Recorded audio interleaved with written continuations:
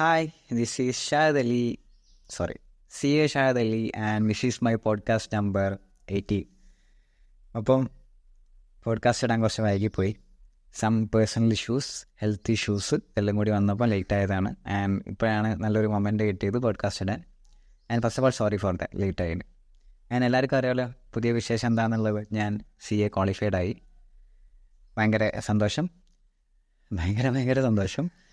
അപ്പം അതിൻ്റെ ആ CA ജേണി കംപ്ലീറ്റ്ലി പറയാം എന്നുള്ളതാണ് നമ്മുടെ ഇന്നത്തെ പോഡ്കാസ്റ്റിൻ്റെ മെയിൻ സംഭവം. നമ്മളിന്ന് പറയാൻ പോകുന്നത് അതാണ്, എൻ്റെ CA ജേണി. ഒരുപാട് ആൾക്കാർ ചോദിച്ചിട്ടുണ്ടായിരുന്നു ആ CA ജേണി ഒന്ന് പറയുമോ, ഒന്ന് ഇടുമോ എന്നുള്ളത്. അപ്പം ഇതിലാദ്യം പറയാനുള്ളത് കുറേ കാര്യങ്ങളൊക്കെ ഞാൻ ഓൾറെഡി മറ്റ് പോഡ്കാസ്റ്റിലും മറ്റ് എൻ്റെ ക്ലാസ്സിലൊക്കെ ഞാൻ കുറേ കാര്യങ്ങൾ പറഞ്ഞു പോയതാണ്. അപ്പോൾ അതൊക്കെ തന്നെ ഒന്ന് കൂട്ടി യോജിപ്പിച്ച് എല്ലാം കൂടി പറയാം എന്നുള്ള ഒരു സംഭവം.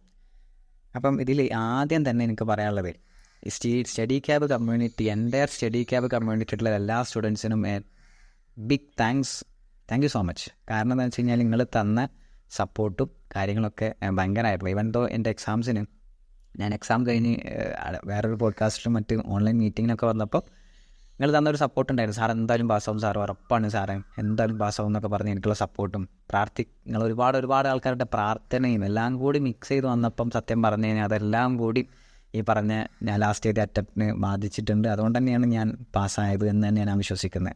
കാരണം ഞാൻ പറഞ്ഞിരുന്നു ഒരു സബ്ജക്റ്റിൽ എനിക്ക് കറക്റ്റ് 40 അതെങ്ങാനും 40 കിട്ടിയില്ലെങ്കിൽ ഞാൻ പാസ്സാവില്ലായിരുന്നു. സോ അതിന് നിങ്ങളുടെ എല്ലാവരുടെയും പ്രാർത്ഥനയും നിങ്ങളുടെ എല്ലാവരുടെയും ആ സപ്പോർട്ടും നിങ്ങളുടെ എല്ലാവരുടെയും ഗ്രാറ്റിറ്റ്യൂഡും അതിലുണ്ടായിരുന്നു എന്ന് തന്നെയാണ് ഞാൻ മനസ്സിലാക്കുന്നത്. And thank you so much for that. Okay, so big hug, എല്ലാവർക്കും ഒരു ബിഗ് ഹഗ്. ഓക്കെ, നേരിട്ട് ആരെയും കാണാൻ പറ്റിയിട്ടില്ല അങ്ങനെ സ്റ്റഡി ക്യാബിലുള്ള, പക്ഷെ നേരിട്ട് എല്ലാവരെയും കാണണം എന്നൊക്കെ ആഗ്രഹമുണ്ട്. പക്ഷെ ഞാനിവിടെയും നിങ്ങൾ അവിടെ ഇവിടെയൊക്കെ അല്ലേ. സോ അതിനുള്ള സാഹചര്യമൊക്കെ എവിടെന്നെങ്കിലൊക്കെ നിങ്ങൾ എന്നെ കാണുകയാണെങ്കിൽ എൻ്റെ അടുത്ത് വരിക, ഞാനും നിങ്ങളെ കാണുകയാണെങ്കിൽ നിങ്ങളുടെ അടുത്ത് വരും, നിങ്ങൾ അറിയുന്നവർ. അപ്പം thank you so much for that. അപ്പോൾ അതാദ്യം തന്നെ പറയണം എന്ന് എനിക്കുണ്ടായിരുന്നത്. പിന്നത്തെ ഒരു കാര്യം, ഈ വീഡിയോ ആർക്കാണ്, ദാറ്റ് മീൻസ് ഞാനിപ്പോൾ പറയാൻ പോകുന്ന CA CMA എൻ്റെ ഈ CA ജേണി ആർക്കാണ് എന്നുള്ള ഒരു കാര്യം. എനിക്ക് ഇത് പർപ്പസ്ഫുള്ളി എനിക്കിത് പറയാനുള്ളത്, അല്ലെങ്കിൽ ഈ വീഡിയോ ഈസ് ഫോർ എല്ലാവർക്കും. ഈ വീഡിയോ വേണം, പക്ഷേ എല്ലാവരും ഈ വീഡിയോ കാണണം. ഈ CA CMA CS പോലത്തെ പ്രൊഫഷണൽ കോഴ്സ് എടുത്തിട്ട് ഇത് ഡ്രോപ്പ് ഔട്ട് ചെയ്യണം, ഇതിനി വേണ്ട, ഇതിനി മുന്നോട്ട് പോയാൽ ശരിയാവില്ല, അല്ലെങ്കിൽ ഞാൻ വീണ്ടും തോൽക്കുന്നു, എനിക്ക് എവിടെയാണ് മിസ്റ്റേക്ക് എന്ന് മനസ്സിലാവുന്നില്ല, ഞാനിത് ഡ്രോപ്പ് ഔട്ട് ചെയ്താലോ, എനിക്ക് പറ്റാത്ത പരിപാടിയാണെന്ന് തോന്നുന്നു, ഇങ്ങനെയൊക്കെ ചിന്തിച്ച് അല്ലെങ്കിൽ ഈ പറഞ്ഞ സാഹചര്യങ്ങളിലൂടെയൊക്കെ പോകുന്ന ആൾക്കാർ നിർബന്ധമായിട്ട് ഈ വീഡിയോ ഫുള്ളായിട്ടുണ്ട് കാണണം. It's for you actually. കാരണം നിങ്ങളെപ്പോലത്തെ ഒരാൾ തന്നെയാണ് ഞാൻ. ബിലോ ആവറേജ് സ്റ്റുഡൻ്റ് ആയിട്ടൊരാൾ, അയാൾക്ക് എങ്ങനെ CA കിട്ടി എന്നുള്ള കാര്യമാണ് ഇവിടെ പറയാൻ പോകുന്നത്. അപ്പോൾ ഞാൻ വീണ്ടും പറയാറുണ്ട്, ഞാൻ ബിലോ ആവറേജ് ആണെന്ന് ഒരുപാട് തോറ്റിട്ടുണ്ട് എന്നൊക്കെ പറയാറുണ്ട്. പല പോഡ്കാസ്റ്റുകളിലും ഞാൻ പറഞ്ഞിട്ടുണ്ട്, പല ക്ലാസ്സുകളിൽ തന്നെ ഞാൻ പറഞ്ഞിട്ടുണ്ട്. I experienced a lot of failures. I didn't have any ranks, didn't have much bunch off mark. ഒന്നും എനിക്കില്ല, ഭയങ്കര ബഞ്ച് ഓഫ് മാർക്സോ അല്ലെങ്കിൽ ഈ പറഞ്ഞ ഭയങ്കര റാങ്കോ കാര്യങ്ങളൊന്നും എനിക്കില്ല. അപ്പം ഞാൻ എക്സ്പീരിയൻസ് ചെയ്തിട്ടുള്ളത് ജയത്തെക്കാളും കൂടുതൽ തോൽവികളാണ്. അപ്പം അതന്നെയാണ് എൻ്റെ ഏറ്റവും വലിയ അനുഭവങ്ങളും. ആ അനുഭവങ്ങൾ വെച്ചിട്ടും ആ സാഹചര്യങ്ങളിലൂടെ കടന്നു പോയതൊക്കെ വെച്ചിട്ട് തന്നെയാണ് എനിക്ക് പറയാനുള്ളത്. സോ അൾട്ടിമേറ്റ്ലി നമ്മൾ ജെന്യുയിനാണ്, നമ്മൾ പ്രോപ്പറായിട്ടാണ് നമ്മൾ വർക്ക് ചെയ്യുന്നതെന്നുണ്ടെങ്കിൽ ഡെഫിനറ്റ്ലി നമ്മൾ പാസ്സായിരിക്കും എന്നുള്ളതിൻ്റെ തെളിവാണ് ഇപ്പോൾ ഞാൻ കാണിച്ചു തന്നത്. ഓക്കെ, സോ അതുതന്നെയാണ് എനിക്ക് വീണ്ടും പറയാനുള്ളത്. അതുകൊണ്ടാണ് അങ്ങനത്തെ, ദാറ്റ് മീൻസ് ആ സെറ്റ് ഓഫ് മൈൻഡുള്ള ആൾക്കാർ നിർത്തിപ്പോണം, ഇത് മതിയായി ഇനി വയ്യ എന്നൊക്കെ പറഞ്ഞ് നിർത്തിപ്പോകുന്ന ആൾക്കാർ നിർബന്ധമായിട്ടും ഈ വീഡിയോ ഫുള്ളായിട്ടിരുന്നൊന്ന് കാണണം. Okay, that's my request, an humble request. അപ്പോൾ എൻ്റെ കരിയർ തുടങ്ങാതെ പറയുമ്പോൾ ഞാൻ SSLC മുതൽ പറയണം. ഞാൻ ഇതിപ്പം മറ്റെല്ലാവരും പറയുന്ന കഥകൾ പോലെ തന്നെയാണോ എനിക്കറിയില്ല. ഞാൻ തീരെ പഠിക്കാത്ത ആളായിരുന്നു. അപ്പോൾ ഇപ്പോൾ പഠിക്കുന്ന ആളാണെന്ന് വെച്ച് കഴിഞ്ഞാൽ എനിക്ക് പറ്റുന്ന രീതിയിൽ ഞാൻ എപ്പോഴും പഠിക്കുകയുള്ളൂ. എനിക്കത് ഓവറായിട്ട് ഇരുന്ന് സ്ട്രെസ്സ് കൊടുത്ത് പഠിക്കുന്നതൊന്നും എനിക്കറിയില്ല. സോ അതുകൊണ്ട് തന്നെ എനിക്ക് ഭയങ്കര മാർക്കൊന്നും ഈ പറഞ്ഞ SSLC സമയത്തോ അല്ലെങ്കിൽ ആ സമയത്തൊന്നും കിട്ടാറില്ല. അപ്പോൾ അതുകൊണ്ട് തന്നെ എല്ലാവരും എന്നെ, ഇപ്പം എൻ്റെ ബ്രദറും സിസ്റ്ററും ഒക്കെ നല്ല മാർക്ക് വാങ്ങുന്നവർ, ഞാനാണെങ്കിൽ തീരെ മാർക്ക് വാങ്ങുന്നില്ല. സെഷനൊക്കെ തിരിച്ചപ്പം ഞാൻ ഏറ്റവും ലാസ്റ്റ് സെഷനിലാണ് പോകുന്നത്. സോ എല്ലാവരും എന്നെ മനസ്സിലാക്കി ഞാൻ തോറ്റു പോകാനുള്ളതാണ് എന്നായിരുന്നു എല്ലാവരും പറഞ്ഞിരുന്നത്. അങ്ങനത്തെ ഒരു സെറ്റ് ഓഫ് മൈൻഡായിരുന്നു എല്ലാവരും. അപ്പം അങ്ങനത്തെ ഒരു എല്ലാവരും വിചാരിച്ചിരുന്നത് ഞാൻ തോറ്റു പോകും 10ാം ക്ലാസ് നല്ല രീതിയിലായിരുന്നു. കാരണം ആരെത്രയും പഠിക്കുന്നൊന്നും അവർ കാണുന്നില്ല, പ്രത്യേകിച്ച് മാർക്കൊന്നും പറയാൻ മാത്രമൊന്നുമില്ല, ഒരു അച്ചീവ്മെൻറ്റും ഇല്ല. ഇംഗ്ലീഷ് മീഡിയത്തിലൊക്കെ ചേർത്തിയത് വെറുതായി എന്നുള്ള അഭിപ്രായമായിരുന്നു എല്ലാവർക്കും ഉണ്ടായിരുന്നത്. ആ സമയത്താണെങ്കിൽ ഒരുപാട് ആൾക്കാർ 10ാം ക്ലാസ് എഴുതുന്നുണ്ട് റിലേറ്റീവ്സിൽ. അപ്പോൾ അതെല്ലാം കൂടി മിക്സ് ആയിക്കൊണ്ട് നിൽക്കുമ്പോഴാണ് എനിക്ക് എൻ്റെ പ്രശ്നം ശരിക്കും അന്ന് എന്തായിരുന്നു വെച്ച് കഴിഞ്ഞാൽ, ഞാൻ കച്ചറളിച്ച് നടക്കല്ലായിരുന്നു. അല്ലെങ്കിൽ എനിക്ക് ഒരുപാട് ഫ്രണ്ട്സായി അല്ലെങ്കിൽ ഫ്രണ്ട്സായിട്ട് കൂട്ടുകെട്ടായിട്ട് അങ്ങനെ നടക്കില്ല, അങ്ങനെ സമയങ്ങളിൽ ഒന്നുമല്ല. എനിക്ക് പഠിക്കാൻ അറിയില്ലായിരുന്നു. അതാണ് എൻ്റെ പ്രശ്നം. ഹൗ ടു സ്റ്റഡി എന്നുള്ളതായിരുന്നു എൻ്റെ പ്രശ്നം. അപ്പോൾ അതുകൊണ്ട് തന്നെ അത് പറഞ്ഞു തരാനോ അല്ലെങ്കിൽ അത് ഇതാക്കാനോ ഒന്നും എനിക്ക് ആരുമില്ല, അല്ലെങ്കിൽ അതൊന്നും ആരും തിരുത്തി തരുന്നില്ല, അല്ലെങ്കിൽ ആർക്കും അറിയില്ല എന്താണ് എൻ്റെ പ്രശ്നം എന്നുള്ളത്. ഞാൻ അവിടെ നിന്ന് തന്നെ എനിക്ക് ഞാൻ അന്ന് മനസ്സിലാക്കിയൊരു കാര്യമാണ്, നമുക്ക് പറ്റുന്ന രീതിയിൽ നമ്മൾ നോക്കുക. അത് ഏതൊക്കെ രീതിയിൽ കൂടെ നോക്കാൻ പറ്റും അങ്ങനെയൊക്കെ നമുക്ക് മാക്സിമം പഠിക്കുക എന്നുള്ള രീതിയിൽ. സോ അന്ന് ഞാൻ ആ ഒരു സ്ട്രാറ്റജി എടുത്ത് എനിക്ക് പറ്റുന്ന രീതിയിൽ ഞാൻ പഠിച്ചു.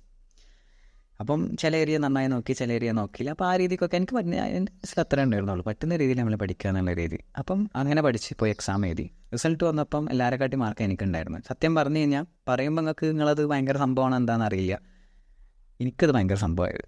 കാരണം എന്ന് വെച്ച് കഴിഞ്ഞാൽ അന്ന് ഞാൻ മനസ്സിലാക്കിയൊരു പാഠമുണ്ട്. എന്താണെന്ന് വെച്ച് കഴിഞ്ഞാൽ നമുക്ക് പറ്റുന്ന രീതിയിൽ നമ്മൾ പഠിച്ചു നോക്കുക. അവിടെ അതാണ് അതിൻ്റെ കാര്യം. അല്ലെങ്കിൽ മറ്റുള്ളവർ മറ്റുള്ളവർ ചെയ്യുന്നത് കണ്ടിട്ട് അവർ രാവിലെ പഠിക്കുന്നത് നമ്മൾ രാവിലെ പഠിക്കുന്നത്, അവർ രാത്രി പഠിക്കുന്നത് നമ്മൾ രാത്രി, ആ ഒരു സംഭവം എടുക്കരുത്. നമുക്ക് നമ്മളുടെ കഴിവനുസരിച്ച് നമ്മളുടെ സ്ട്രാറ്റജി നമ്മൾ സ്വയം ബിൽഡ് ചെയ്തിട്ട് നമ്മൾ പഠിക്കുക എന്നുള്ളതാണ് ആദ്യം മനസ്സിലാക്കിയ, എനിക്ക് ആദ്യം പഠിപ്പിച്ചു തന്നൊരു പാഠം.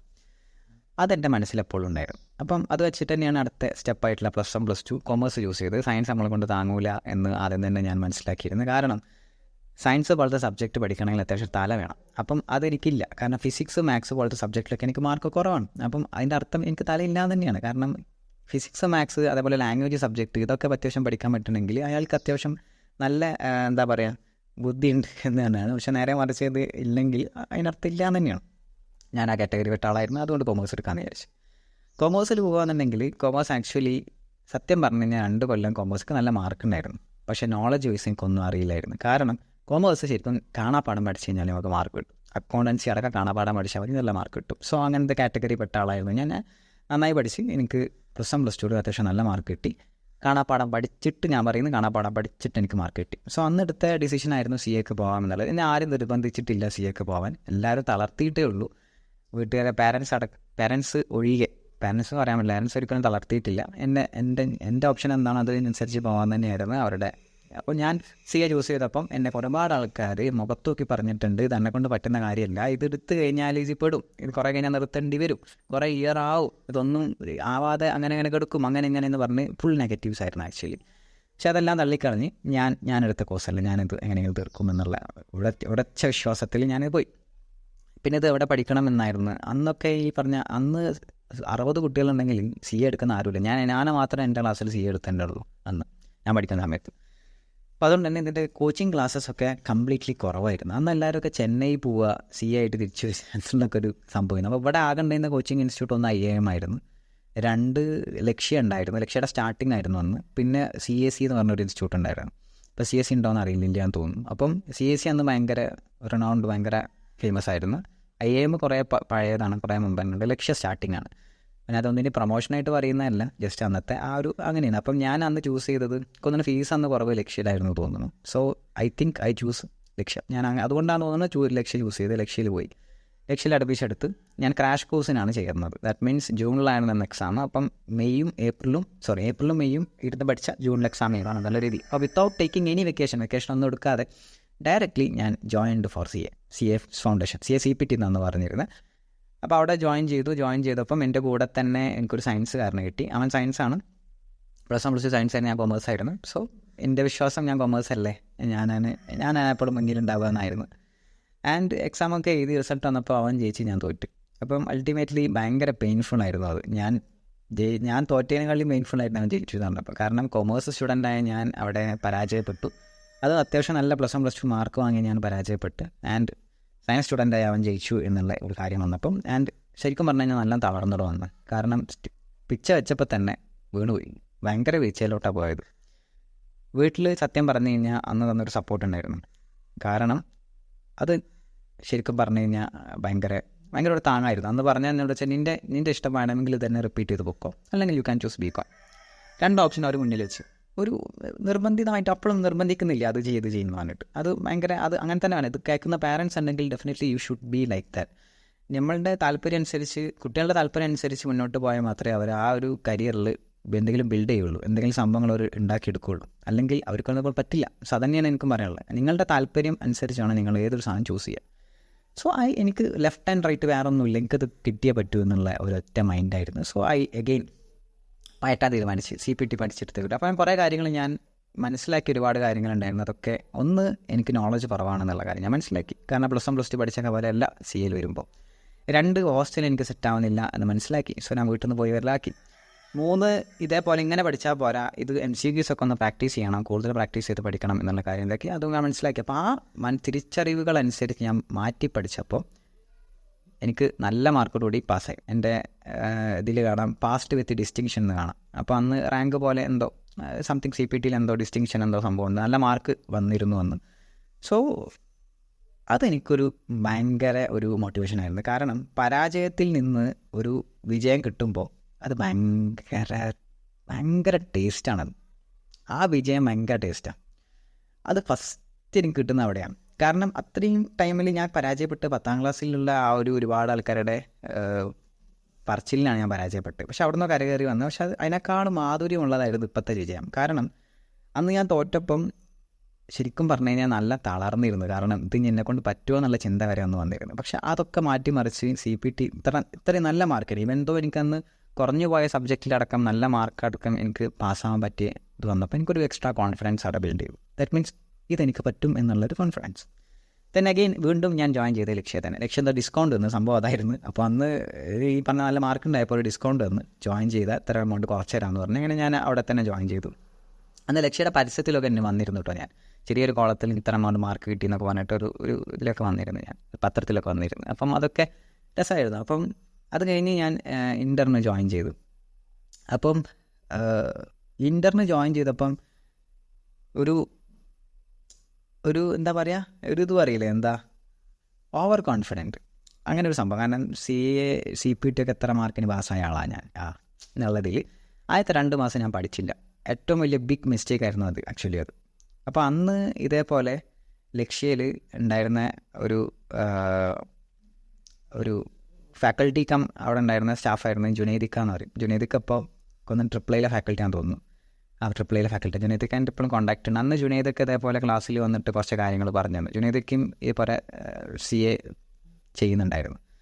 അപ്പം അന്ന് കുറച്ച് കാര്യങ്ങൾ ജുനൈദൊക്കെ പറഞ്ഞു തന്നു.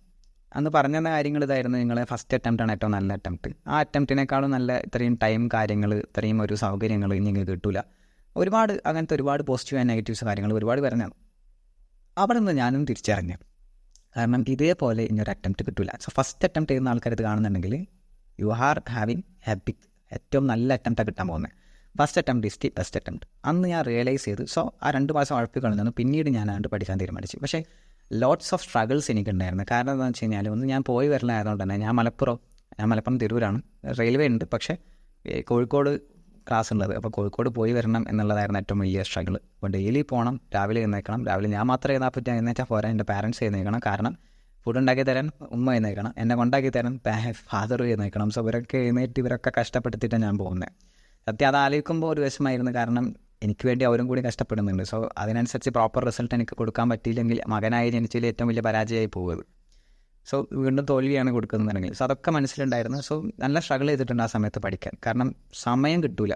കാരണം ഈ യാത്രകൾ തന്നെ ഉണ്ടാകുമ്പോൾ അതിൻ്റെ ഇടയിൽ സമയം കണ്ടെത്തണം പഠിക്കാൻ. സോ അവിടെ ഉണ്ടായിരുന്ന ഒരു സമയം എന്താണെന്ന് വെച്ച് കഴിഞ്ഞാൽ, ഞാൻ ചെയ്തിരുന്ന ഒരു കാര്യം എന്താണെന്ന് വെച്ച് കഴിഞ്ഞാൽ, നമ്മുടെ ഈ ട്രെയിനിൻ്റെ ഉള്ളിൽ ഇരുന്നിട്ട് ഞാൻ ചെറിയ PDFs കാര്യങ്ങളൊക്കെ നോക്കി, അല്ലെങ്കിൽ ചെറിയ ബുക്കൊക്കെ നോക്കി, അങ്ങനെയായിരുന്നു ഞാൻ പഠിച്ചിരുന്നത്. സോ അങ്ങനെ ഞാൻ എന്ത് ചെയ്തു, അങ്ങനെ കുറച്ച് അപ്പോൾ അങ്ങനെ കുറച്ച് സ്ട്രഗിൾ ചെയ്തിട്ടുണ്ട്, നല്ലോണം ഇടങ്ങേറായിട്ടുണ്ട് എന്ന് തന്നെ പറയാം. അങ്ങനെ ആ സമയത്താണ് എൻ്റെ വീട് പണി അല്ലെങ്കിൽ വീട് പുതുക്കി പണിയുന്നത്. എൻ്റെ ബ്രദറിൻ്റെ മാരേജും കാര്യങ്ങളൊക്കെ ആയിട്ട് സത്യം പറഞ്ഞു കഴിഞ്ഞാൽ റൂമും ഇല്ല, കിടക്കാനും സൗകര്യമില്ല, പഠിക്കാനും സൗകര്യമില്ല, എല്ലാം കൂടി ഒരുമാതിരിയായി. അപ്പം വീണ്ടും സ്ട്രഗിൾ. അപ്പം ഞാനിത് പറയുന്നത് എന്താണെന്ന് വെച്ച് കഴിഞ്ഞാൽ, ഇങ്ങനെ പല ഇതിപ്പം എൻ്റെ ജീവിതത്തിൽ തന്നെ സ്ട്രഗിൾ, ഇതേപോലെ പല സാഹചര്യങ്ങളും മുന്നിൽ കൂടെ കടന്നു പോകുന്നുണ്ടാവും. അതൊക്കെ തള്ളി നീക്കി പോകണം എന്നാണ് ഞാൻ ഈ പറഞ്ഞു വരുന്നത്. അപ്പോൾ ഇന്നത്തെ ഉള്ള സാഹചര്യത്തിൽ ഞാൻ വീണ്ടും പഠിക്കല്ലാതെ വേറെ ചെയ്യാമല്ലേ, നവംബറിൽ എക്സാം അല്ലേ. സോ വീണ്ടും ആ രീതിക്ക് ഞാൻ പഠിച്ച് എൻ്റെ ബ്രദറിൻ്റെ കല്യാണത്തിൻ്റെ ഒരുക്കങ്ങളൊക്കെ കാര്യങ്ങളൊക്കെ തന്നെയാണ് നടന്നുകൊണ്ട് അതിൻ്റെ ഇടയ്ക്ക് പോകുന്നുണ്ട്. അങ്ങനെ ഞാൻ വീണ്ടും പഠിച്ച് നല്ലോണം ഇടങ്ങേറായി, നല്ലോണം സ്ട്രഗിൾ ചെയ്ത്, കുറേ ഉറക്കമില്ലാത്ത രാത്രികൾ, അത് ഇത് പറ്റുന്ന രീതി. കാരണം സബ്ജക്റ്റ് തീരണ്ടേ, അപ്പം പഠിക്കാൻ നമ്മൾ ഇരുന്ന് പഠിക്കാൻ വേണം, സമയം കണ്ടെത്തി പഠിക്കാൻ വേണം, അതൊന്നും ചെയ്യാനില്ല. 2 ഗ്രൂപ്പിന് രജിസ്റ്റർ ചെയ്ത്, പക്ഷേ ഒരു ഗ്രൂപ്പ് മാത്രമായിരുന്നു ഞാൻ എൻ്റെ ലക്ഷ്യം ഉണ്ടായിരുന്നത്, ഫസ്റ്റ് ഗ്രൂപ്പ് മാത്രം. അപ്പം അങ്ങനെ പഠിച്ച് എഴുതിയപ്പം റിസൾട്ട് വന്നപ്പം സെക്കൻഡ് ഗ്രൂപ്പ് ഓൾറെഡി കിട്ടിയില്ല, പക്ഷേ ഫസ്റ്റ് ഗ്രൂപ്പ് റിസൾട്ട് വന്നപ്പം 196 ആയിരുന്നു. 4 മാർക്കിന് അവിടെ പോയി. 194 196 196 ആണെന്ന് തോന്നുന്നു, 196. 4 മാർക്കിന് എനിക്ക് കിട്ടിയില്ല. എങ്ങനെ ഉണ്ടാവും അവസ്ഥ? 4 മാർക്കിന് അയാൾ തോറ്റ്. ഇത്രയും സ്ട്രഗിൾ ചെയ്ത്, ഇത്രയും ഇടങ്ങാറായി, ഇത്രയും പരിപാടികളെടുത്ത് 4 മാർക്കിന് അയാൾ തോറ്റ്. ഭയങ്കര രസമായിരുന്നത്. രസം, സങ്കടം കൊണ്ട് അങ്ങേ അറ്റായിരുന്നല്ലോ. സത്യം പറഞ്ഞ് ഞാൻ ഇരുന്ന് കരഞ്ഞിട്ടുണ്ട്, റൂവാറടിച്ചിരുന്ന് കരഞ്ഞിട്ടുണ്ട്. എൻ്റെ കണ്ണിൽ നിന്ന് വെള്ളം വന്ന് ഞാൻ കരഞ്ഞ് ആകെ, ഞാൻ ഫുഡും കൂടി കഴിക്കാതെ ഇരുന്ന് കരഞ്ഞ ഒരു അവസ്ഥയായിരുന്നു അത്. അത്രയും അടുത്ത് വെച്ചിട്ട് തോറ്റപ്പോൾ ഭയങ്കര പോലെ തോൽവി കാണാൻ പ്രശ്നമില്ല, ഇത് അത്രയും അടുത്തെത്തിയിട്ട്. അപ്പോൾ അത് മാത്രമല്ല, അന്നൊരു സബ്ജക്റ്റിൽ എനിക്ക് 33 കിട്ടിയത്. അപ്പം 33 തമ്മിൽ 33 ഉള്ളത് 40 ആവണം, എന്നാലേ പാസ്സാവുള്ളൂ. അപ്പം മൊത്തം കിട്ടി പാസ്സാവും. പക്ഷേ അങ്ങനെ നിൽക്കുമ്പം സത്യം പറഞ്ഞു കഴിഞ്ഞാൽ ഒരു ബ്ലാങ്ക് ആയിരുന്നു അന്ന്, എന്താ ചെയ്യേണ്ടതെന്ന് അറിയാതെ, പക്കാ ബ്ലാങ്ക്. അങ്ങനെ ഞാൻ പറഞ്ഞിട്ടുള്ള കഥയാണെന്ന് തോന്നുന്നു, മുമ്പ് പറഞ്ഞിട്ടുണ്ട്. അങ്ങനെ ഞാൻ റീവാലുവേഷൻ കൊടുത്തു. എൻ്റെ ഉമ്മയെ പറഞ്ഞത്, ഈ റീവാലുവേഷൻ എന്നുള്ള പരിപാടി ഇതിലുണ്ടോ എന്നൊക്കെ ചോദിച്ചു. അങ്ങനെ സത്യം പറഞ്ഞാൽ അന്ന് റീവാലുവേഷൻ കൊടുക്കുന്ന പരിപാടിയൊന്നും ആർക്കും അറിയില്ല. ഞാൻ ഗൂഗിളിൽ തപ്പിപ്പിടിച്ച് കണ്ടെത്തി റീവാലുവേഷൻ കൊടുത്ത്. ഒരു പ്രതീക്ഷ ഉണ്ടായിരുന്നില്ല റീവാലുവേഷൻ പാസ്സാവും, അങ്ങനെയാണെന്നൊന്നും പ്രതീക്ഷ ഉണ്ടായിരുന്നില്ല. അത് കഴിഞ്ഞ് കുറേ വീണ്ടും പഠിക്കാൻ തുടങ്ങി. അടുത്ത അറ്റംപ്റ്റ് ഞാൻ വീണ്ടും പഠിക്കാൻ തുടങ്ങിയതിന് ശേഷം ഞാൻ വെറുതെ ഒരു ദിവസം ഇങ്ങനെ ലാപ്ടോപ്പ് എടുത്ത് വെറുതെ, ഞാൻ അന്ന് ബ്രദറിൻ്റെ ലാപ്ടോപ്പ് അവിടെ എടുക്കുന്നുണ്ടായിരുന്നു, വെറുതെ എടുത്ത് ഞാൻ സ്റ്റാറ്റസ് നോക്കിയപ്പം ഞാൻ ഗ്രൂപ്പ് 1 പാസ്സായി എന്ന് പറഞ്ഞിട്ടുള്ള സ്റ്റാറ്റസ് അവിടെ കാണുന്നത്. പുതിയ മാർക്ക് ഷീറ്റ് നിങ്ങൾക്ക് അയച്ചിരുന്നു പറഞ്ഞിട്ട് ഞാൻ ആകെ സ്റ്റക്കായിപ്പോയി. പഠിച്ചോണെങ്കിൽ ഞാൻ പാസ്സായോ? അപ്പം റീവാലുവേഷനിൽ ഞാൻ പാസ്സായിട്ടുണ്ടായിരുന്നു. എനിക്ക് പുതിയ മാർക്ക് ഷീറ്റ് അയച്ചു. എൻ്റെ മാർക്ക് ഷീറ്റിൽ ഇപ്പോഴും ഉണ്ട്, റിവൈസ്ഡ് എന്നായിരിക്കും ഉണ്ടാവുക മാർക്ക് ഷീറ്റിൽ. ആ 33 കറക്റ്റ് 40 ആക്കിയിട്ട് ഞാൻ പാസ്സായി. Some miracle. അന്ന് എൻ്റെ ഉമ്മ അത് പറഞ്ഞിട്ടില്ല എന്നുണ്ടെങ്കിൽ ഞാൻ അത് കേൾക്കുന്നുണ്ടാവില്ല. ഞാൻ വീണ്ടും അടുത്ത അറ്റംപ്റ്റ് ചെയ്തിട്ടുണ്ടോ. അപ്പോൾ അടുത്ത അറ്റംപ്റ്റിൽ എനിക്ക് ഫസ്റ്റ് ഗ്രൂപ്പ് എഴുതേണ്ട ആവശ്യം വന്നില്ല, സെക്കൻഡ് ഗ്രൂപ്പ് മാത്രം എഴുതി, പക്ഷേ കിട്ടിയില്ല. പിന്നെ ഇങ്ങോട്ട് അപ്പം ഫസ്റ്റ് അറ്റംപ്റ്റിൽ ഫസ്റ്റ് ഗ്രൂപ്പ് കിട്ടിയിട്ടുണ്ട്, പക്ഷേ അതിൻ്റെ കഥ ഇതാണ്. ഫസ്റ്റ് അറ്റംപ്റ്റിൽ ഫസ്റ്റ് ഗ്രൂപ്പ് കിട്ടിയതിൻ്റെ കഥ ഇതാണ്. റീവാലുവേഷനിൽ പാസ്സായതാണ്. ഞാൻ പറയാൻ മടിക്കുന്നില്ല, പക്ഷേ മടിക്കേണ്ട ആവശ്യമില്ല. പക്ഷേ അതിനർത്ഥം റിവാലുവേഷൻ എഴുതിയ പാസ്സാവുന്നല്ല, റിവാലുവേഷൻ കൊടുത്ത പാസ്സാവുന്നല്ല. കുറേ ആൾക്കാർ പാസ്സായിട്ടില്ല. അതെന്തോ ഒരു മിറാക്കിളടാ. അതെന്താ പറയുക, എൻ്റെ അന്നത്തെ സ്ട്രഗിൾ പഠിച്ചോൻ കണ്ടിട്ടുണ്ടാവും തോന്നുന്നു, അതുകൊണ്ടായിരിക്കാം ഒന്ന് അങ്ങനെ പാസ്സാക്കി തന്നത്, അറിയില്ല. Some miracle happens. അപ്പം അതിനുശേഷം പിന്നെ ആർട്ടിക്കിൾഷിപ്പിന് ജോയിൻ ചെയ്യാനൊക്കെ ആയിട്ട് കുറച്ച് എന്തൊക്കെ ഉഴപ്പി. അതിൻ്റെ ഇടയിൽ 2-3 മാസമൊക്കെ അങ്ങനെ ഇങ്ങനെയൊക്കെ പോയി. ഇതൊന്നും എനിക്കൊരു ഗൈഡൻസ് ഉണ്ടായിരുന്നില്ലടാ. അപ്പം ഇതിങ്ങനെ അങ്ങനെ ചെയ്തോക്ക്, അവിടെ പോയോക്ക്, ഇവിടെ പോയോക്ക് എന്ന് പറഞ്ഞു തരാൻ ആരും ഇല്ല. ഇവൻ എന്തോ അറിയുന്ന ആൾക്കാരുണ്ടെങ്കിലും അവരത് ഇതുവരെ അങ്ങനെ ഒരു സഹായവും ചെയ്തു തന്നിട്ടില്ല. സത്യം പറഞ്ഞു കഴിഞ്ഞാൽ അതായിരുന്നു ഏറ്റവും വലിയ ലക്ഷ്യം ഈ സ്റ്റഡി ക്യാബ് തുടങ്ങിയപ്പോൾ. ഒരുപാട് ആൾക്കാർ ഇങ്ങനെ സ്റ്റക്കായി നിൽക്കുന്നുണ്ട്. ആ സ്റ്റക്കായി നിൽക്കുന്നവരെ ഒന്ന് ലെവലാക്കി കൊണ്ടുവരാം എന്നുള്ള ഉദ്ദേശത്തോടു കൂടിയാണ് എന്നെപ്പോലത്തെ ആൾക്കാരെയാണ് ആക്ച്വലി ഞാൻ സ്റ്റഡി ക്യാബിലുള്ള കുട്ടികളെ കാണുന്നത്. അതുകൊണ്ടാണ് പല കാര്യങ്ങൾ പറയുമ്പോഴും ഞാൻ റിപ്പീറ്റഡ്ലി പറയുന്നത്, അല്ലെങ്കിൽ എന്ന രീതിയിലാണ് ഞാൻ അവിടെ എല്ലാവരെയും കാണുന്നത്. അപ്പം പല ആൾക്കാർക്കും ചോദിക്കാറുണ്ട്, സാർ തന്നെ റിപ്പീറ്റ് ചെയ്ത് വീണ്ടും ഇങ്ങനെ പറയുന്നത്, അല്ലെങ്കിൽ വീണ്ടും ഇതെന്തിനാ ഇതാക്കുന്നതെന്ന് പറയാറുണ്ട്. അപ്പം ഞാൻ എന്നെ തന്നെ അവിടെ കാണുന്നത് അതായിരുന്നു. അപ്പോൾ ആർക്കും ഞാൻ അങ്ങനെ ബുദ്ധിമുട്ട് വരാൻ പാടില്ല എന്നുള്ള ഒരു ലക്ഷ്യമായിരുന്നു എനിക്കുണ്ടായിരുന്നത്. അപ്പോൾ നമ്മൾ പറഞ്ഞു വന്നത്, പിന്നീട് അങ്ങനെ ആർട്ടിക്കിൾഷിപ്പിന് ജോയിൻ ചെയ്തപ്പം എനിക്ക് ഇഷ്ടപ്പെടാത്തൊരു ഫേമായിരുന്നു. അങ്ങനെ ഫുൾ ഔട്ട് ഓഡിറ്റും കാര്യങ്ങളുമായിരുന്നു, സ്റ്റോപ്പ് ഓഡിറ്റും കാര്യം. അപ്പോൾ എനിക്കത് ഇഷ്ടമായില്ല. ഞാൻ ആ ഫേമിൽ നിന്ന് അപ്പോൾ റിസൈൻ ചെയ്തു. ആ കഥ ഞാൻ അവിടെ പറയുന്നില്ല, അത് നമുക്കിതുമായി ബന്ധപ്പെടാത്ത ശിക്ഷയാണ്, ഞാൻ പറയുന്നില്ല. പിന്നീട് എപ്പോഴെങ്കിലും പറയേണ്ടത് തന്നെ പറയാം. അത് കഴിഞ്ഞ് ഞാൻ പിന്നെ എൻ്റെ നാട്ടിൽ തന്നെ ജോയിൻ ചെയ്തു. എൻ്റെ ഒരു ഡിസ്റ്റൻറ്റ് റിലേറ്റീവ് ആയിട്ടുള്ളൊരു പ്രിൻസിപ്പൾ തന്നെ ആയിരുന്നു. ഞാൻ ശരിക്കും പറഞ്ഞു കഴിഞ്ഞാൽ ഫഹദ് സാർ എന്നാണ് ഞാൻ വിളിച്ചിരുന്നത്. ഫഹദ് എന്നാണ് ആളുടെ പേര്. റിയലി ഒരുപാട് ഗ്രാറ്റിറ്റ്യൂഡ് ഉണ്ട് ആൾക്ക്. കാരണം എന്നെ അത്രയും സപ്പോർട്ട് ചെയ്തിട്ടുണ്ട്, എനിക്ക് അത്രയും വർക്ക് പഠിപ്പിച്ച് തന്നിട്ടുണ്ട്. എൻ്റെ CA കരിയറിൽ അവിടെ മുതൽ അങ്ങോട്ട് നല്ല സപ്പോർട്ട് തന്നിട്ടുള്ള ഒരു വ്യക്തിയായിരുന്നു എൻ്റെ സാറ്. കാരണം ഞാനും സാറ് മാത്രമേ ഉണ്ടായിരുന്നുള്ളൂ ആർട്ടിക്കിളായിട്ട്. ഞാൻ മാത്രമേ ആർട്ടിക്കിളായിട്ട് ഉണ്ടായിരുന്നുള്ളൂ. പിന്നീടാണ് ഓരോ ജൂനിയേഴ്സ് വന്നത്. അപ്പോൾ ആദ്യത്തെ കുറേ കാലഘട്ടം ഞാനും സാറ് മാത്രമായിരുന്നു. ഒരുപാട് പഠിച്ചിട്ടുണ്ട്, ഒരുപാട് ഞാൻ സാറിനെ പഠിപ്പിച്ചിട്ടുണ്ട്. സാറ് എനിക്ക് ഒരുപാട് പറഞ്ഞു തന്നിട്ടുണ്ട്. ഒരുപാട് കാര്യങ്ങൾ എന്നെ ഒന്ന് ഡെവലപ്പ് എടുത്തത്. കാരണം എനിക്ക് സിസ്റ്റം ഓൺ ചെയ്യാൻ പോലും അറിയുണ്ടായിരുന്നില്ല സത്യം പറഞ്ഞു കഴിഞ്ഞാൽ. എൻ്റെ ആർട്ടിക്കിൾഷിപ്പിലാണ് എല്ലാ കാര്യങ്ങളും ഞാൻ പഠിക്കുന്നത്. എനിക്കൊരു സിസ്റ്റം ഹാൻഡിൽ ചെയ്യാൻ അറിയില്ല, ആൾക്കാർ വന്നാൽ അവരോട് എങ്ങനെ സംസാരിക്കാൻ അറിയില്ല. ഇതൊക്കെ പഠിച്ചത് ആ 3 ഇയർ ഓഫ് ആർട്ടിക്കിൾഷിപ്പിലാണ്. നല്ലോണം പണിയെടുത്തിട്ടുണ്ട്. നല്ല പഠിക്കാനൊന്നും അതിൻ്റെ ഇടയിൽ പറ്റിയിട്ടില്ല. സെക്കൻഡ് ഗ്രൂപ്പ് അതിൻ്റെ ഇടയിൽ പാസ്സായെങ്കിലും ആ സെക്കൻഡ് ഗ്രൂപ്പ് പാസ്സാവാനുള്ളതിൻ്റെ റീസൺ ഈ സാർ തന്നെയായിരുന്നു. സാർ ഒരുപാട് സജഷൻസ് പറഞ്ഞിരുന്നു. അന്നുള്ളതിന് ഒരു സജഷൻ, ഞാൻ എപ്പോഴും തോറ്റിരുന്ന സബ്ജക്റ്റ് ഓഡിറ്റായിരുന്നു സെക്കൻഡ് ഗ്രൂപ്പിൽ. അപ്പോൾ ഓഡിറ്റിൽ എപ്പോഴും 30-31 മാർക്കൊക്കെ കിട്ടിയിട്ട് ഒരുപാട് തവണ എഴുതിയടാ സെക്കൻഡ് ഗ്രൂപ്പ്.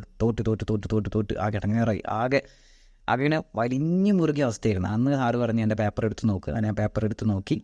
എൻ്റെ റിഫ്ലക്റ്റ് എനിക്ക് പറഞ്ഞു തന്നു. അന്നാണ് ഞാൻ പേപ്പർ എടുത്ത് നോക്കിയാൽ കാര്യം ഉണ്ടാവുമെന്ന് മനസ്സിലാവുന്നത്. അങ്ങനെ കാര്യം ഉണ്ടായിരുന്നു, വരെ ഉണ്ടായി. അതിന് ശേഷം ലീവ് കിട്ടി, ഞാൻ പഠിച്ച്. പിന്നെ എനിക്ക് 65 മാർക്ക് ഉണ്ടായിരുന്നു ഓഡിറ്റിൽ.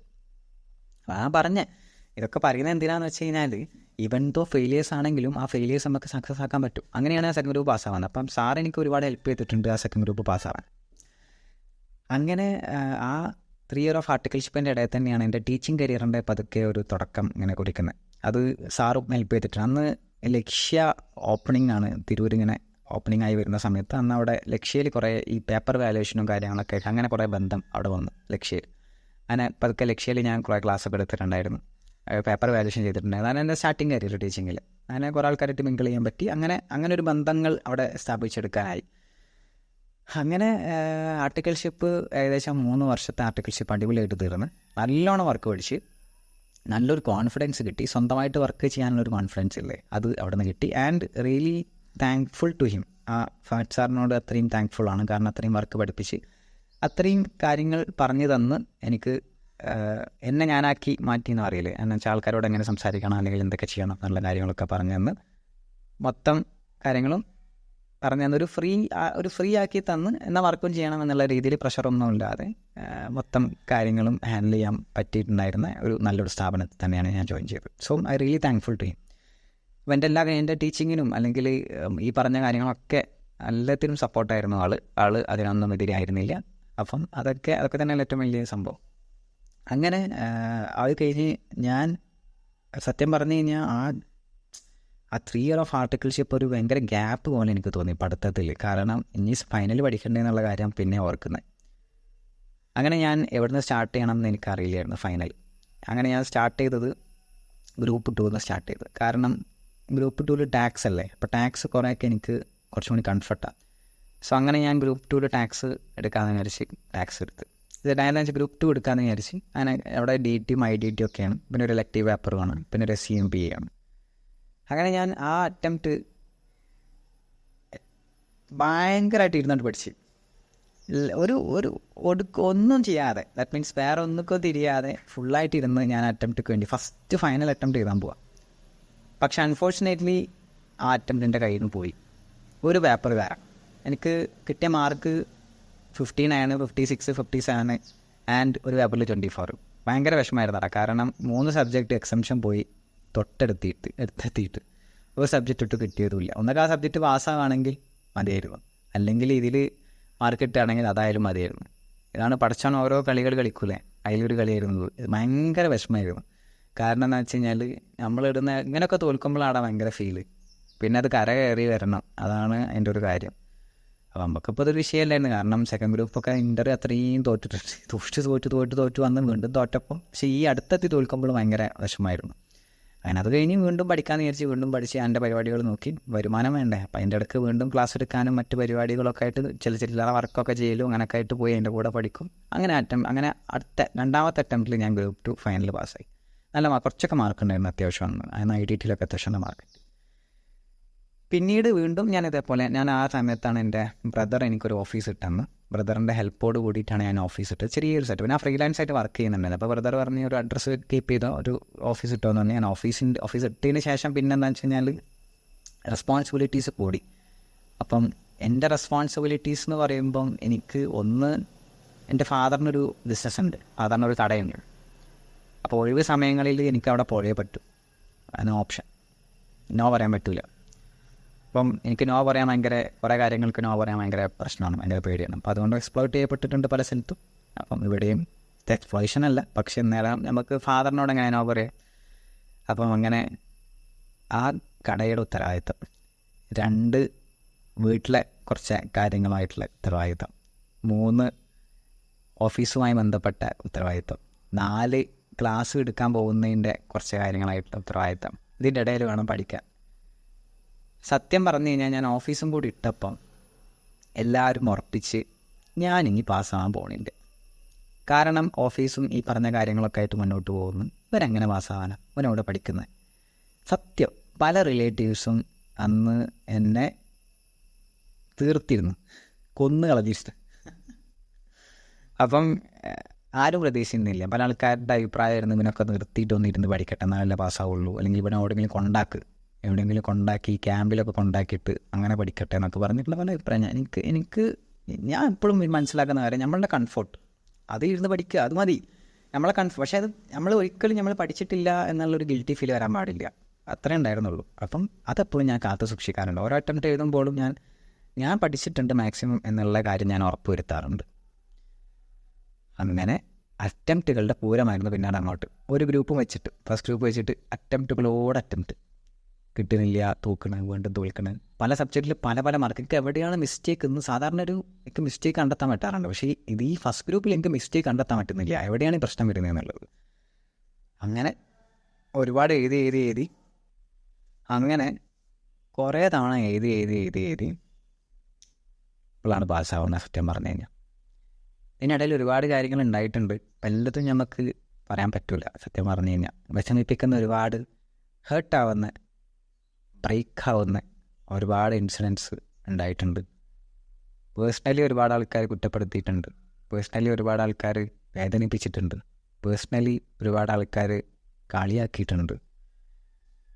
അപ്പം അതൊക്കെ ജീവിതത്തിൻ്റെ ഒരു ഭാഗമാണ് എന്ന് തന്നെയാണ് ഞാൻ മനസ്സിലാക്കുന്നത് എപ്പോഴും. It's A part of life. എല്ലാതും ജീവിതത്തിൻ്റെ പാർട്ടാണ്. അപ്പം ഏറ്റക്കുറച്ചിലുകളുണ്ടാവും. ചിലപ്പോൾ നല്ല രസമുള്ള മൊമെൻറ്റ്സ് തരും, ചിലപ്പം തീരെ നല്ല മൊമെൻറ്റ്സ് തരൂല. അപ്പം അതൊക്കെ ഇതിൻ്റെ ഒരു പാർട്ടാണ്. ക്ഷമയോടുകൂടി കാത്തിരിക്കുക ആ വിജയത്തിന് വേണ്ടി എന്നുള്ളതാണ് ഞാൻ എപ്പോഴും മനസ്സിലാക്കുന്നത്. പക്ഷേ ഞാൻ പാസ്സായപ്പോൾ എൻ്റെക്കാടി കൂടുതൽ സന്തോഷിച്ച എൻ്റെ പാരൻസ്. ഭയങ്കര മൊമെൻ്റായിരുന്നല്ലോ അത്. അവർ എങ്ങനെയപ്പോൾ അത് എനിക്കത് അറിയില്ല എങ്ങനെ അത് എക്സ്പ്രസ് ചെയ്ത് പറയാന്നുള്ളത്. അവരുടെ ആ സന്തോഷം കണ്ടിട്ട് എന്നെ പാസ്സായി എന്നേക്കാൾ സന്തോഷമോ അവർക്ക്. അപ്പം സത്യം പറഞ്ഞു കഴിഞ്ഞാൽ ഉമ്മ ഒക്കെ മെനക്കെടില്ലടോ. ഈ തഹജ്ജുദ് നമസ്കാരമൊക്കെ ഇല്ലേ രാത്രിയിലെ, അതൊന്നും കളയാതെ എനിക്ക് വേണ്ടി പ്രാർത്ഥിച്ച്. അപ്പം ആളുടെ ഒരു വിശ്വാസം അത്. അപ്പം ആ സമയത്ത് കിടന്നുറങ്ങാൻ തന്നെ 11 മണിയാവും. വീണ്ടും ആ സമയത്ത് എഴുന്നേറ്റ് വീണ്ടും ഈ പറഞ്ഞ പ്രാർത്ഥനയും കാര്യങ്ങളൊക്കെ ആയിട്ടും. അപ്പം അതൊക്കെ കാണുമ്പം എനിക്ക് തന്നെ ബേജാറായിരുന്നു, പടച്ചോനെ ഇപ്രാവശ്യം തോറ്റ് കഴിഞ്ഞാൽ എങ്ങനെ ഞാൻ അവരെ മുന്നിൽ ഫേസ് ചെയ്യുമെന്നുള്ളത്. അത് മാത്രമായിരുന്നു എൻ്റെ കൺസിഡറേഷൻ. എൻ്റെ റിലേറ്റീവ്സ്, നാട്ടുകാർ, അതൊന്നും എൻ്റെ കൺസിഡറേഷൻ അല്ല. എനിക്ക് ഇവർ മാത്രമായിരുന്നു എൻ്റെ കൺസിഡറേഷൻ.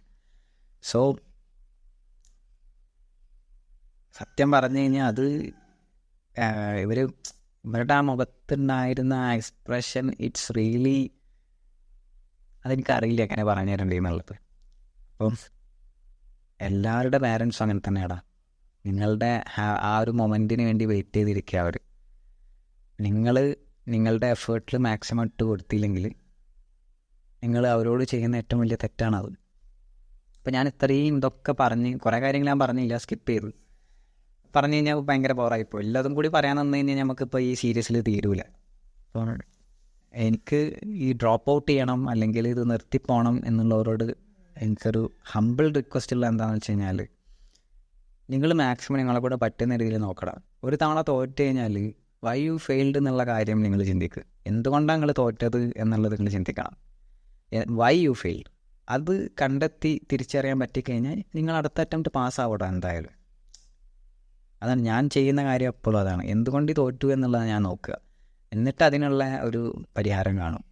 അപ്പം ഓട്ടോമാറ്റിക്കലി നമ്മൾ പാസ്സാവും. അതന്നെ ചെയ്യണ്ടേ. അപ്പം എന്നെ സംബന്ധിച്ചിടത്തോളമൊക്കെ ഞാൻ റിഗ്രറ്റ് ചെയ്യുന്ന കാര്യങ്ങളെന്ന് പറഞ്ഞു കഴിഞ്ഞാൽ, ഒന്ന്, എനിക്ക് ഫ്രണ്ട്ഷിപ്പ് ബിൽഡ് ചെയ്യാൻ പറ്റിയില്ല എന്നുള്ള കാര്യമാണ് എനിക്ക് റിഗ്രറ്റ് ചെയ്യുന്നത്. 2, കുറേയൊക്കെ മൊമെൻറ്റ്സ് ഞാൻ മിസ്സാക്കിയിട്ടുണ്ട്, നല്ല നല്ല കാര്യങ്ങൾ മിസ്സാക്കിയിട്ടുണ്ട്. ട്രിപ്പൊന്നും പോകാൻ പറ്റിയിട്ടില്ല, കുറേ യാത്രകളൊന്നും ഞാൻ ചെയ്തിട്ടില്ല.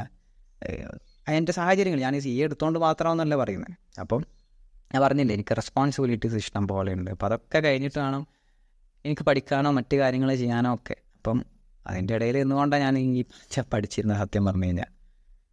അപ്പം നമുക്ക് നമ്മളുള്ള സാഹചര്യം വെച്ച് നമ്മൾ മാക്സിമം നോക്കുക. അപ്പോൾ പല ആൾക്കാർക്കും, ഇപ്പോൾ എല്ലാവരുടെ സിറ്റുവേഷൻ എല്ലാവർക്കും ഒരേപോലെ ആവണമെന്നൊന്നുമില്ല. നിങ്ങൾക്കൊക്കെ പല ടൈപ്പ് ഓഫ് സിറ്റുവേഷൻ ആയിരിക്കാം, പല ടൈപ്പ് ഓഫ് കാര്യങ്ങളായിരിക്കും നിങ്ങളുടെ ജീവിതത്തിൽ നടന്നുകൊണ്ടിരിക്കുന്നത്. പക്ഷേ പഠിത്തത്തിന് എപ്പോഴും ഒരു ഇമ്പോർട്ടൻസ് കൊടുക്കുക, കരിയറിന് എപ്പോഴും ഒരു ഇമ്പോർട്ടൻസ് കൊടുക്കുക. അപ്പം അത് ഭയങ്കര കാരണം കരിയർ ഓക്കെ അല്ലെങ്കിൽ ഒന്നും ഓക്കെ ആവില്ലടാ. ഒരാളും നമ്മളെ വില കാണൂല. പരാജിതർക്കൊന്നും ഇവിടെ വലിയ സ്ഥാനമൊന്നുമില്ല. അത് പരാജിതരായിക്കഴിഞ്ഞാൽ ഒരു മനുഷ്യനും നമ്മളെ തിരിഞ്ഞു നോക്കില്ല, ഒരാളും നമ്മളെ വില കാണൂല. ഇപ്പം ഞാൻ പാസ്സായപ്പോൾ സത്യം പറഞ്ഞു കഴിഞ്ഞാൽ എനിക്ക് കിട്ടുന്ന ഒരു ടൈപ്പ് ഓഫ് റെസ്പെക്റ്റ് ഉണ്ട്, സംതിങ് ബിഗ്, ഇതുവരെ കിട്ടാത്തൊരു സംതിങ്. അപ്പം അതേപോലെ ഇപ്പം നാട്ടിലുള്ള ഒരുപാട് ആൾക്കാർ വന്ന് കുറേ പുരസ്കാരങ്ങളും കാര്യങ്ങളൊക്കെ തന്ന്, അത് കിട്ടുമ്പോൾ എനിക്ക് ഭയങ്കര പേടിയാണ്. പഠിച്ചവനെ അത്രയൊക്കെ ഞാൻ ചെയ്തു എന്നുള്ളത്. പക്ഷേ അവർക്കൊരു എന്താ പറയുക, ഒരു നാട്ടിലൊരു CA വന്നു എന്നുള്ള ഒരു സംഭവം അന്ന് തോന്നുന്നു. അപ്പോൾ അങ്ങനെയൊക്കെയുള്ള ഒരുപാട് മൊമെൻറ്റ്സ് ഉണ്ടാവും. അപ്പം എന്തൊക്കെ സ്ട്രഗിൾ വന്നു കഴിഞ്ഞാലും, എന്തൊക്കെ സാഹചര്യങ്ങളാണെങ്കിലും, അത് ബാഡ് ആയിക്കോട്ടെ ഗുഡ് ആയിക്കോട്ടെ എന്തായിക്കോട്ടെ, പഠിത്തത്തിന് ഇമ്പോർട്ടൻസ് കൊടുക്കുക, പഠിത്തമായിട്ട് മുന്നോട്ട് പോകാൻ പറ്റണം എന്നുള്ളത് തന്നെയാണ് എനിക്ക് പറയാനുള്ളത്.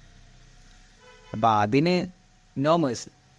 അവിടെ നിങ്ങൾ വേറെ ഒന്നും എന്താ പറയുക കാണരുത്. അതേപോലെ തന്നെ റിലേറ്റീവ്സ്, നാട്ടുകാർ ഇവർ പറയുന്ന കാര്യങ്ങളും വല്ലാണ്ട് നിങ്ങൾ എന്ത് ചെയ്യുന്ന കേൾക്കാൻ വെക്കുന്നില്ല. ഞാൻ മുമ്പ് പറഞ്ഞിട്ടുണ്ട്, ഒരു റിലേറ്റീവിൻ്റെ മൈൻഡിലും ഉണ്ടാവില്ല നിങ്ങൾ നന്നാവണം എന്നുള്ളത്. ഇപ്പം ഞാൻ പാസ്സായപ്പോൾ തന്നെ കുറേ ആൾക്കാർ ചോദിക്കുന്നത്, ഇനിയിപ്പോൾ അതുകൊണ്ട് എന്താ ചെയ്യാൻ പറ്റുകയാണ്? എന്ത് ചോദ്യമാണ് ഇതോട്? ഇപ്പം എന്താ ചെയ്യാൻ പറ്റുക പാസ്സായി കഴിഞ്ഞപ്പോൾ? ഇപ്പം കൺഗ്രാജുലേഷൻ അല്ല അവർ പറയുന്നത്, അതിലും നെഗറ്റീവാണ് കാണുന്നത്. പല ആൾക്കാരും പറയുന്നത് CA ഇപ്പോൾ വലിയ കാര്യമൊന്നുമില്ല ഇപ്പോഴത്തെ കാലത്ത് എന്നുള്ള രീതിയിൽ സംസാരിക്കുന്ന ആൾക്കാരുമുണ്ട്. അത് നാട്ടുകാരെക്കാട്ടിയും കൂടുതൽ റിലേറ്റീവ്സാണ്. സത്യം പറഞ്ഞു കഴിഞ്ഞാൽ എനിക്ക് തോന്നുന്നു റിലേറ്റീവ്സാണെന്ന് തോന്നുന്നത് ഏറ്റവും വലിയ നെഗറ്റീവ്. അപ്പം അതൊന്നും സീരിയസ് ആക്കി എടുക്കാതിരിക്കുക. കുറേ കളിയാക്കലുകൾ കിട്ടിയിട്ടുണ്ടാ, കുറേ ആൾക്കാർ കുറ്റപ്പെടുത്തിയിട്ടുണ്ട്, ഇത് കിട്ടൂല എന്ന് പറഞ്ഞിട്ട്, അല്ലെങ്കിൽ 3 വർഷം കളഞ്ഞ് അങ്ങനെ എങ്ങനെയാണെന്നൊക്കെ പറഞ്ഞിട്ട്. ബി പേഷ്യൻ്റായിട്ട് നിൽക്കുക. ഒരു മൊമെൻ്റ് എത്തുമ്പോൾ എന്തായാലും നമ്മൾ പാസ്സാവും എന്നുള്ള വിശ്വാസം മതി.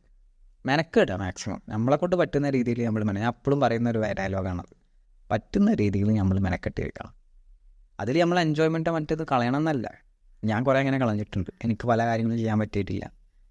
ഇപ്പോൾ ഫ്രണ്ട്സ് ഇല്ല എന്ന് ഞാൻ പറയുന്നുണ്ടെങ്കിലും എനിക്ക് നിങ്ങളൊക്കെ എൻ്റെ ഫ്രണ്ട്സാണ് കേട്ടോ. അപ്പോൾ സ്റ്റഡി ക്യാബ് എന്നുള്ള കമ്മ്യൂണിറ്റി ആക്ച്വലി എനിക്ക് വലിയൊരു ബഞ്ച് ഓഫ് ആൾക്കാർ എനിക്ക് തന്നിട്ടുണ്ട്. സത്യം പറയാം, I am really happy for that. അത് ഞാൻ പറയുന്നു. അപ്പോൾ ആ കമ്മ്യൂണിറ്റിയിൽ നിന്ന് എനിക്ക് ഒരുപാട് ആൾക്കാരെ പരിചയമായിട്ടുണ്ട്. ഇപ്പം ചില സ്ഥലത്തു നിന്നൊക്കെ ഞാൻ കാണാറുണ്ട്, ചില സ്ഥലത്തു നിന്നൊക്കെ ആൾക്കാർ വന്നു കഴിഞ്ഞാൽ സാറ് എനിക്കറിയാലോ എന്ന് പറഞ്ഞിട്ട് ഇങ്ങോട്ട് വന്ന് പരിചയപ്പെടുന്ന ആൾക്കാരുണ്ട് കേട്ടോ. അതൊക്കെ ഭയങ്കര ഒരു മൊമെൻറ്റാണ്, ഭയങ്കര മൊമെൻറ്റാണ്. ഭയങ്കര പൊക്കി പറയല്ല, പക്ഷെ എന്നാലും ഇറ്റ്സ് എ ഗ്രേറ്റ്. അപ്പോൾ നിങ്ങൾക്ക് എല്ലാവർക്കും അതിനുള്ളതുണ്ട്. പക്ഷെ ഞാൻ പറയാം, നിങ്ങളെ എൻജോയ്മെൻറ്റ്സ് കളഞ്ഞിട്ട് ഈ പറഞ്ഞ സ്ട്രെസ് എടുത്ത് പഠിച്ച് അങ്ങനെയല്ല. പഠിക്കേണ്ട സമയത്ത് പഠിക്കുക. പഠിച്ചിട്ടില്ല എന്നുള്ളൊരു ഗിൽറ്റി വരാൻ പാടില്ല. ബാക്കിയൊക്കെ സെറ്റാണ്, പാസ്സാവണം. ഞാൻ പറഞ്ഞില്ലേ, ഇവിടെ ബിലോ ആവറേജ് സ്റ്റുഡൻ്റ് ആയിട്ടുള്ള ആൾക്ക് ഇത് കിട്ടും. It's possible. ഈവൻ ഇപ്പോൾ അതിൻ്റെ ഇടയിൽ ഒരുപാട് ഫെയിലിയേഴ്സ് വന്നു കഴിഞ്ഞാലും ഒക്കെ അടുത്തതിൽ തീർക്കാമെന്നുള്ളതിൽ നമുക്കൊരു മൊമെൻ്റ് എത്തുമ്പോൾ നമ്മൾ പാസ്സാവും. അപ്പം ഒരുപാട് തവണ തോറ്റിട്ടുണ്ട്. ഞാൻ പറഞ്ഞില്ലേ, അതിൽ എക്സ്പീരിയൻസ്ഡ് ലോട്ട് ഓഫ് ഫെയിലിയേഴ്സ്. ഞാൻ വീണ്ടും പറയുന്നു, ഒരുപാട് ഫെയിലിയേഴ്സ് ജീവിതത്തിലാണെങ്കിലും ഫെയിൽ ചെയ്തിട്ടുണ്ട്. ഒരുപാട് ആൾക്കാർ പേഴ്സണലി തോൽപ്പിച്ചിട്ടുണ്ട്. എല്ലാം കൊണ്ടും തോൽവി ഒരുപാട് അധികം ഞാൻ അറിഞ്ഞിട്ടുണ്ട്.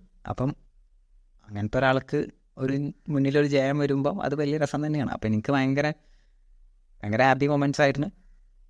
ഞങ്ങളെല്ലാവരും കുറേ ആൾക്കാർ പേഴ്സണലിയൊക്കെ കുറേ ആൾക്കാരല്ല എല്ലാവരും മെസ്സേജ് അയച്ചിട്ടുണ്ട്. പേഴ്സണലിക്ക് വാട്സപ്പ് കിട്ടുന്നുണ്ടായിരുന്നില്ല. ഈ കൺഗ്രാജുലേഷൻ വന്ന് ഞാൻ ഗ്രൂപ്പിൽ അത് ഡിസ്കസ് ചെയ്തതിന് ശേഷം പിന്നെ നോക്കുമ്പം ഇത് കിട്ടുന്നില്ല. അപ്പം ഭയങ്കര ഹാപ്പി ആയിരുന്നടാ. എങ്ങനെ ഇപ്പോൾ എനിക്കത് പറയാൻ കിട്ടുന്നില്ല, എനിക്ക് വേർഡ്സ് കിട്ടുന്നില്ല. ഇപ്പോൾ നമുക്ക് വേർഡ്സൊക്കെ ഇവിടെ കുടുങ്ങിയ പോലെ. ഇതെങ്ങനെ ആ ഒരു സംഭവങ്ങൾ പറയാമെന്ന് എനിക്കറിയില്ല. അപ്പം ഞാൻ മൊത്തം പറഞ്ഞിട്ടില്ല. ഞാൻ CA ജേണിയിലെ മൊത്തം എനിക്കെന്താണെന്നറിയില്ല. അത് മൊത്തം പറഞ്ഞു കഴിഞ്ഞാൽ ചിലപ്പോൾ കുറേ ആൾക്കാരെ കുറ്റപ്പെടുത്തലാവും, കുറേ ആൾക്കാരെ വേദനിപ്പിക്കലാവും. ചില ആൾക്കാരൊക്കെ വെറുതെ നമ്മളെന്തിനെ കുറ്റപ്പെടുത്തുന്നത്. അപ്പോൾ കുറേ ആൾക്കാരെ പറ്റി പറയാനും കുറേ കാര്യങ്ങൾ പറയാനും ഉണ്ടാവും. അപ്പം അത് വേണ്ട. അതാ പിന്നെ ഞാൻ കുറേ കാര്യങ്ങൾ വിഴുങ്ങിയേ. കുറേ കാര്യങ്ങൾ ഞാൻ പറഞ്ഞിട്ടില്ല.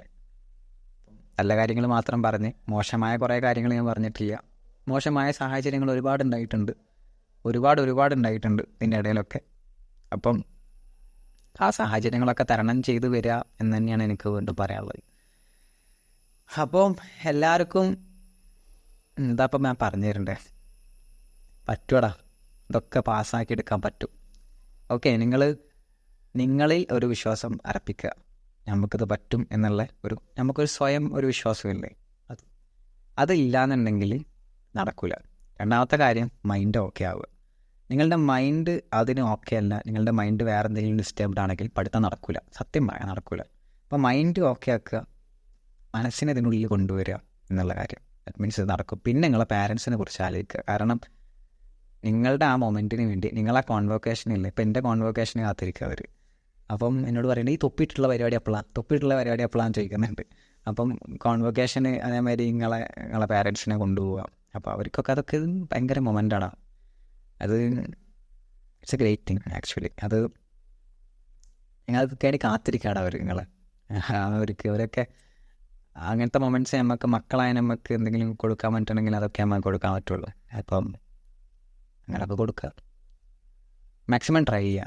ആൻഡ് CMA റിസൾട്ട് വരാനായി, CA റിസൾട്ട് വന്നു ആൻഡ് CMA റിസൾട്ട് വരാനായി. And all the best for your CMA result. എല്ലാവരും നിങ്ങൾ അറിയിക്കുക, CMA റിസൾട്ടിൻ്റെ കാര്യങ്ങളൊക്കെ അറിയിക്കുക. നിങ്ങളെ റിസൾട്ടിൻ്റെ കാര്യമൊക്കെ നിങ്ങൾ അറിയിക്കുക. വേറെ ഇപ്പം എന്താ, മാക്സിമം നോക്കുക, മാക്സിമം പറ്റുന്ന രീതിയിൽ മാക്സിമം പഠിക്കുക.